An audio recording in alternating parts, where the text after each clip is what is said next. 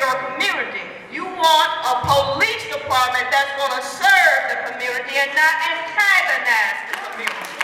You want to obtain our young men being able to walk in the streets with their heads up and not be afraid to be gunned down.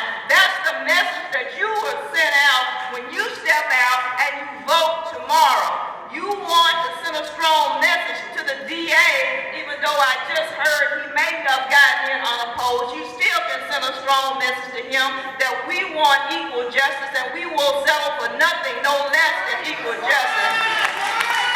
We will send a strong message to the DA if he does have another 4 years that we're not going to tolerate you picking and choosing who you're going to prosecute, when you want to prosecute, and treat us any kind of way.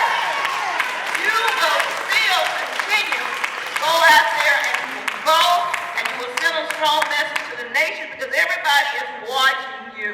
And we want to not only honor ourselves, we want to honor the legacy of young brother Michael Brown, and most of all, honor ourselves and our forefathers by getting out and voting tomorrow. Now, I understand it's supposed to rain, but the rain means nothing compared to the next 4 years of hell that you would get if you not get out and vote. Rain means nothing. It only takes a few minutes to pull a lever. We do everything else. We can get out there and vote tomorrow. So I encourage you to get out there and vote. We're going to show and you're going to send a strong message that this is a new day in Ferguson and that young Michael Brown did not lose his life in vain. It was for a purpose, and the purpose is that we will honor him, and the best way to honor him is to get out and vote. Thank you.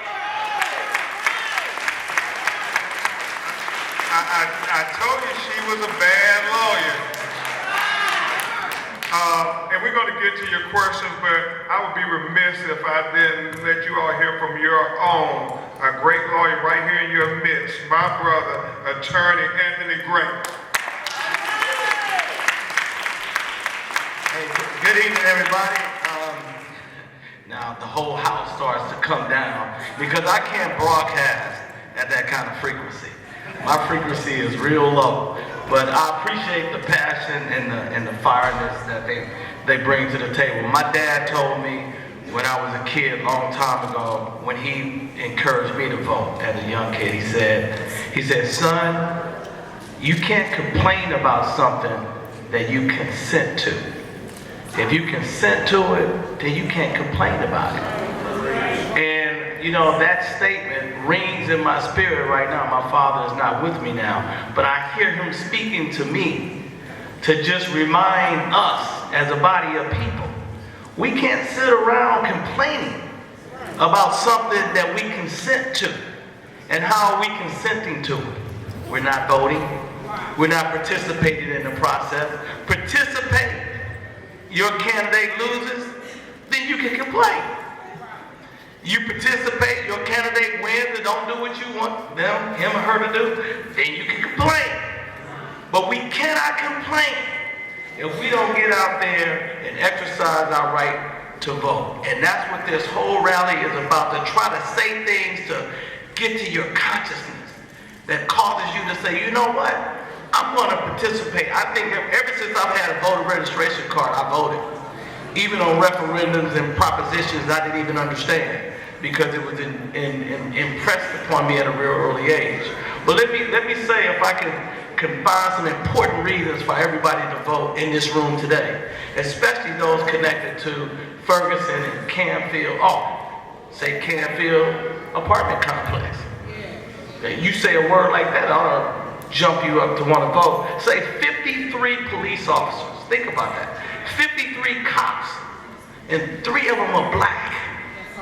Do I need to come on with some more?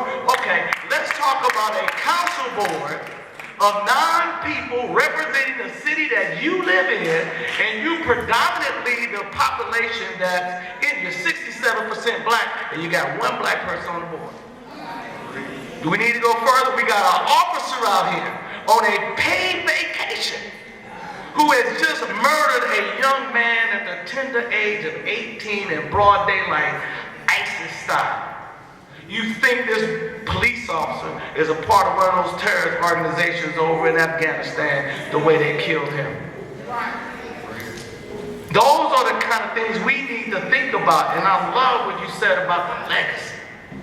And there are a lot of people that spoke about Mike Brown Jr.'s legacy. Our voter turnout percentages are historically very, very low. Even if we come out in mass numbers and vote, even if we don't get anything from it, we would have changed the statistical dynamics of voting.